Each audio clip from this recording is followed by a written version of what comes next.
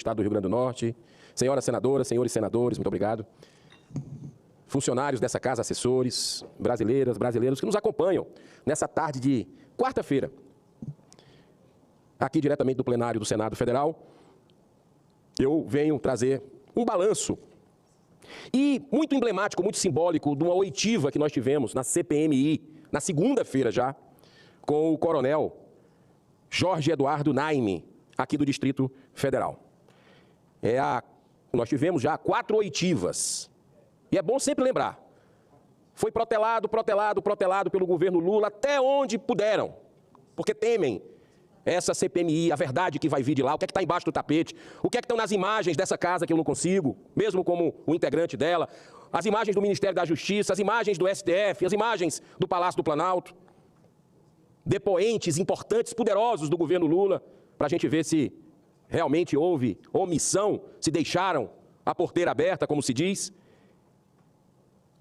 E nenhum do outro lado foi ouvido ainda. Todas as 4 oitivas sempre querendo confirmar de depoentes que interessam ao governo Lula. Sim, eu não vou ser repetitivo aqui, essa CPMI, que é um instrumento da oposição, da minoria, foi sequestrado pelo governo Lula.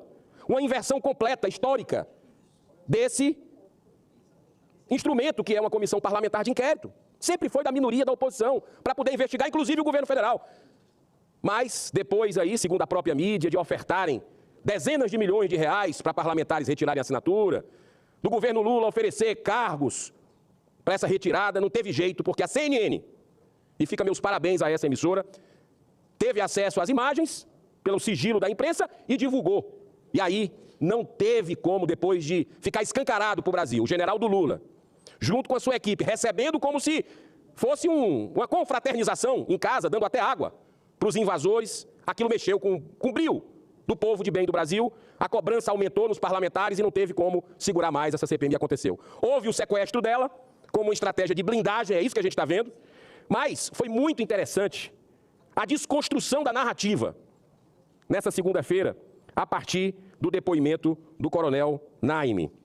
Ele que é ex-chefe do Departamento Operacional da PM do Distrito Federal. O coronel confirmou, falou 8 vezes, eu anotei, 8. Olha, vocês precisam ver o que é que está no relatório da ABIN. Esse relatório, inclusive, foi vazado pela Folha de São Paulo, outros veículos.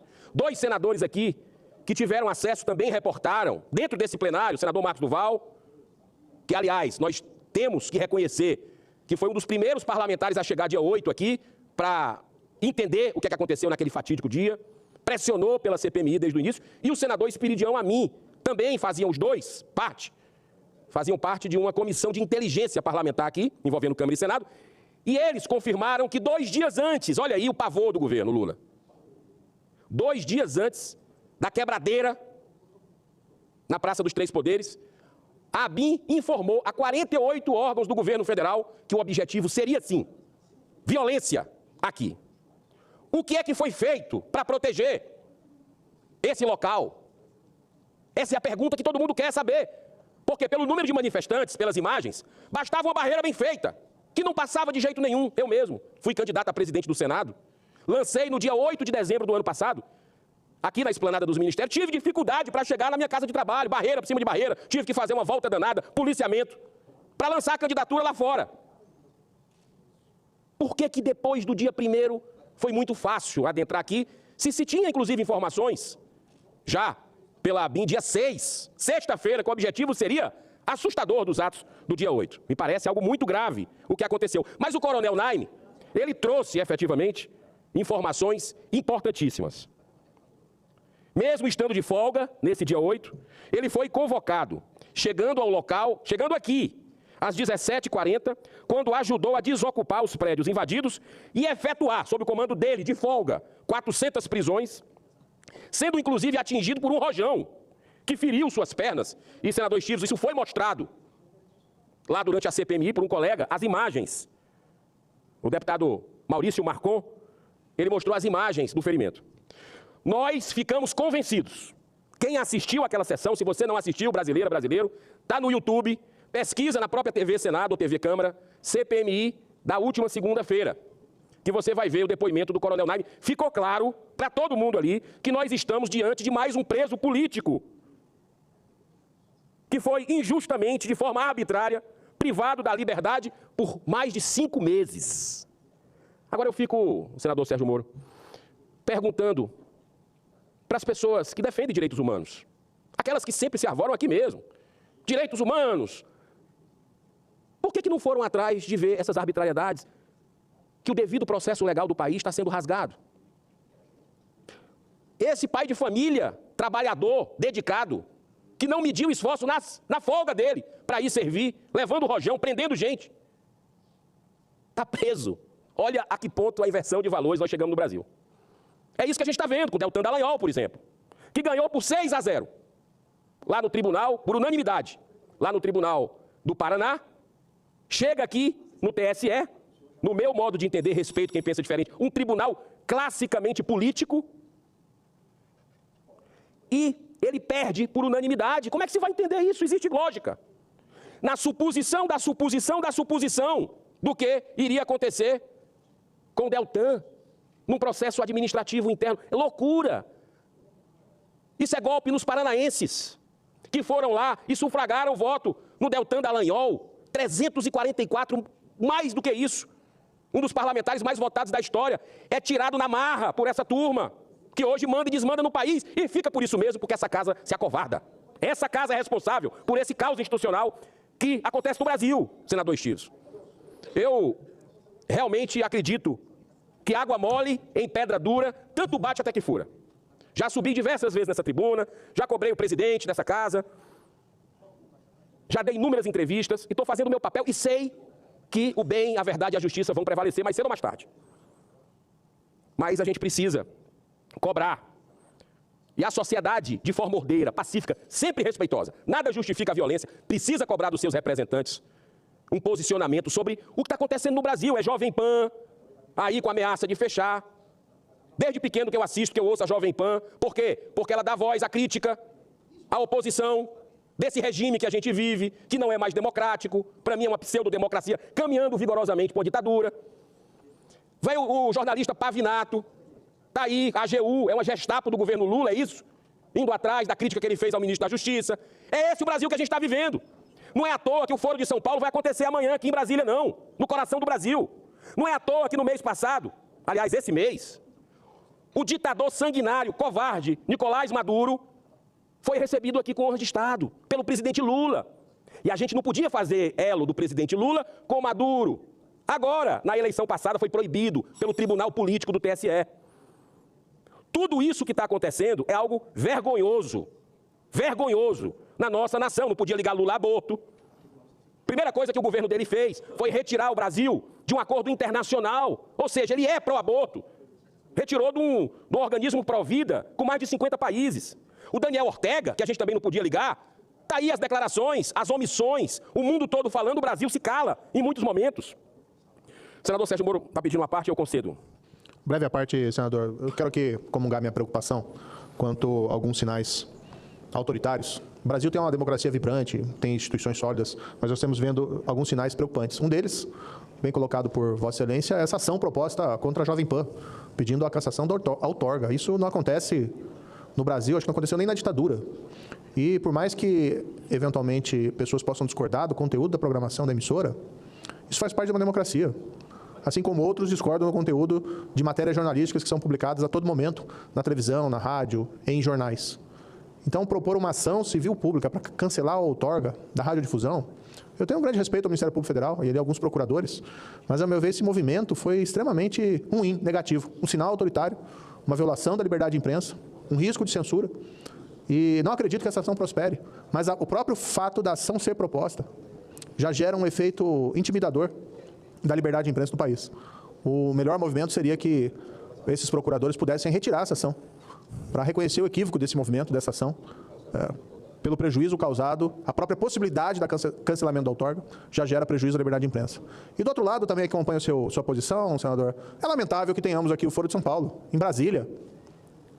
Eu tive o desprazer de ler o documento base preparado para essa reunião do Foro de São Paulo e, sinceramente, eu achei que eu tinha entrado uma DeLorean e voltado à década de 60. da época da Guerra Fria, anti-americanismo, loas a ditadores como Ortega, Maduro e o ditador de Cuba, e aquela lógica econômica de país fechado, sem abertura da economia, planificação, enfim. Existe sim uma esquerda que muitas vezes se auto-intitula progressista. Cabe indagar, cadê a esquerda progressista? Para repudiar esses movimentos arcaicos. Não cabe mais, seja a esquerda ou seja a direita, louvar ditadores, louvar regimes autoritários. E se nós não somos polícia do mundo, e o Brasil não tem esse papel, de ficar questionando os regimes adotados nos mais diversos países no estrangeiro, em relação à América Latina é diferente, porque são nossos irmãos. Se não são na língua, comungam aquele mesmo sonho que fez a América, de fazer um novo mundo, de escapar, naquela época, das tiranias que se via na Europa, principalmente continental, mas também na anglo-saxã, das guerras religiosas, dos regimes absolutistas. E todos vieram para cá com um sonho de que aqui poderia ser diferente. E quando a gente vê vizinhos nossos, como a Venezuela, como a Nicarágua, um pouco mais distante, Cuba, que seguiam esse mesmo sonho no passado, sendo literalmente destruídos, com pessoas sendo torturadas, perseguidas, até por motivos religiosos, como acontece lá na Nicarágua, com o líder da oposição sendo um bispo preso por Daniel Ortega. E de repente nós vemos aqui no Brasília um foro de São Paulo, no qual tudo isso é apagado, em prol de um infantil anti-americanismo, que não faz mais nenhum sentido, senão um culto a um passado que ninguém quer de volta. Então toma a liberdade, primeiro, de elogiar as suas palavras, mas de secundá-lo, especialmente, compartilho vários outros entendimentos, mas especialmente, diante dessa semana, desses dois temas, da ação contra a Jovem Pan, autoritária, e esse foro de São Paulo, cujas palavras negativas em relação a ele até me fogem, os adjetivos que nós deveríamos utilizar, até nos escapam por uma questão de educação. Muito obrigado, senador Sérgio Moro. O senhor é um democrata autêntico que a gente tem visto aqui desde o início da legislatura, colaborando para o debate nacional de várias pautas, tem avançado muito na questão da segurança pública. O senhor conseguiu aqui em pouco tempo aprovar uma série de matérias que esse é o papel do Senado, né, e que honram o brasileiro. Acaba de chegar no plenário o senador Marcos Rogério, outro senador que eu admiro muito, que aprendo muito. E o senador Sérgio Moro eu sei que é católico, o senador Marcos Rogério é evangélico, eu sou espírita. E eu digo que uma coisa que todo dia quando eu venho aqui para o Senado, tem uma questão do Livro dos Espíritos de Allan Kardec, se não me engano é 640 a questão, que diz o seguinte: para agradar a Deus, basta apenas não fazermos o mal? A resposta dos Espíritos é como um telegrama, senador Marcos Rogério. Ela coloca assim: não. Nós devemos fazer o bem no limite de nossas forças, porque seremos responsáveis pelo mal decorrente do bem que a gente podia ter feito e não fez. Esse foro de São Paulo é uma vergonha estar chegando no Brasil. É um assinte ao cidadão de bem. Presidente, senador Stevenson, cadê o grupo Prerrogativas da Carta pela Democracia, que estava ativo até pouco tempo atrás, durante as eleições, que o sistema elegeu Lula? Eu não vejo mais falar sobre isso. Vem Maduro, essa turma da democracia, cadê? O coronel Eduardo Naime preso 5 meses. Uma série de pessoas, no efeito manada, que entraram com comorbidades, presas na Papuda, na Colmeia, com crianças pequenas, pai e mãe, há mais de 6 meses, sem o devido processo legal respeitado.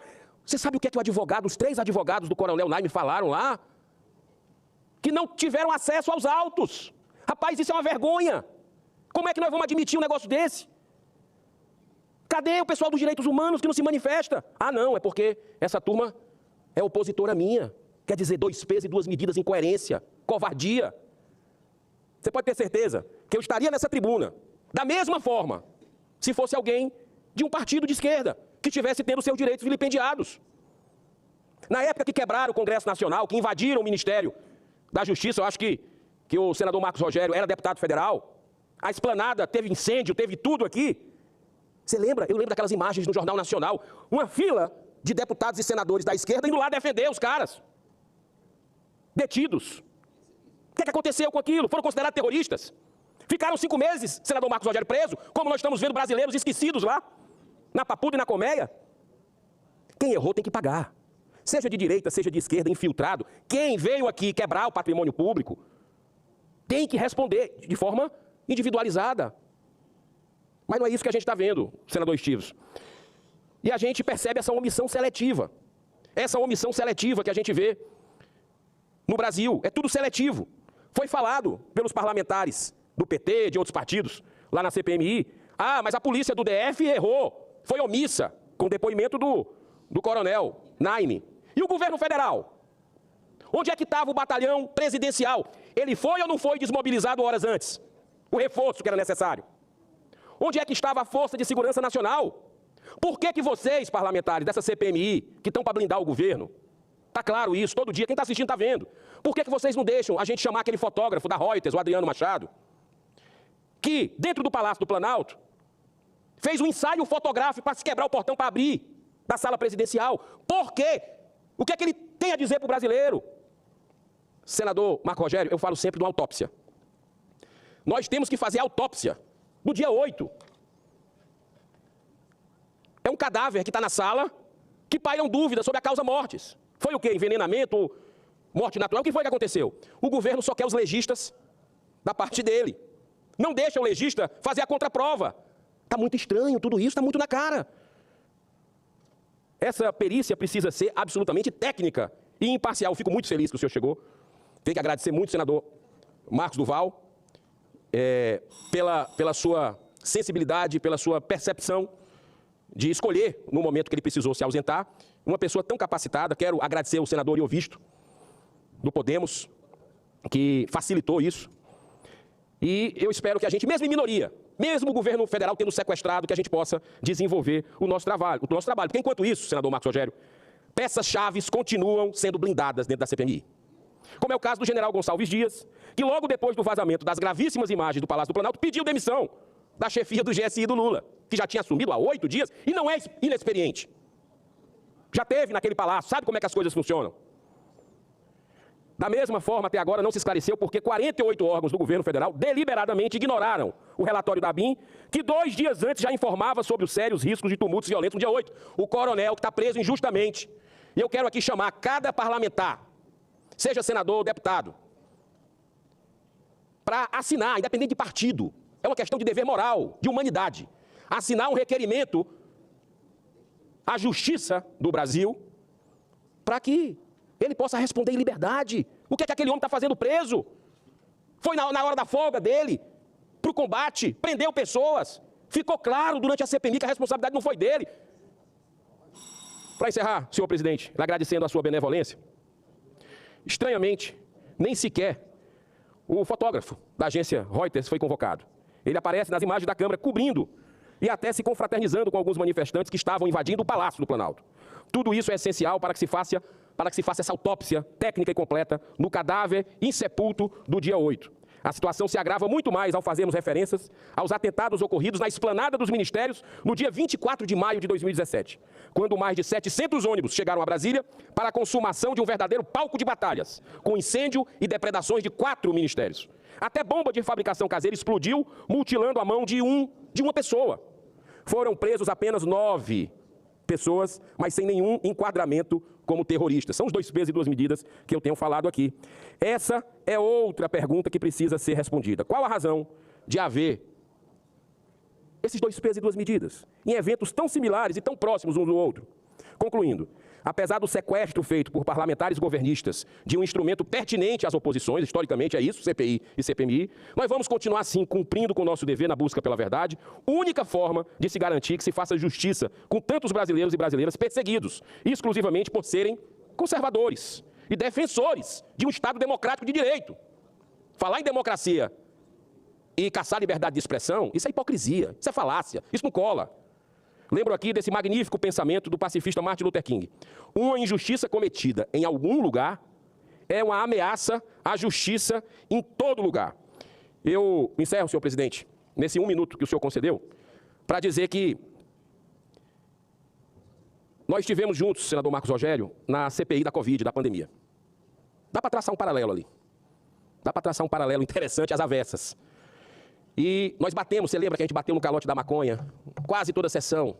Porque o requerimento nosso, que também deu origem à CPMI, o objetivo era investigar os bilhões de reais enviados do governo federal para estados e municípios, que houve desvio.